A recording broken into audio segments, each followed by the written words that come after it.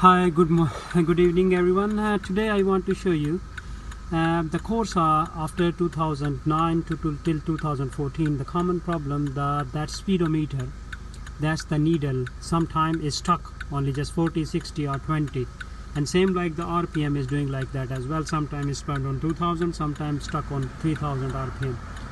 So you have this type of issue, you have to bring the car to us, or you will send the instrument cluster. Is very easy to take it out. Only just you have to remove it, and on the back side is a black only just the one clips on there. You can remove that one, and then you can send that ECU that instrument cluster to us, and then we can be ready in 1 hour. And my address is Tango Whiskey 33 Tango 171 Hanworth Road, and you can contact us anytime. We can help out and we can fix in 1 hour. And if you bring the car, we can take it out and repair it and put it back. So thanks for watching our video. Look my other videos, and please, you can call anytime.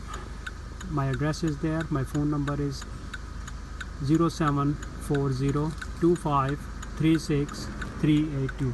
So that's the course are we doing today to fix the instrument cluster. Thank you. Bye. Take care.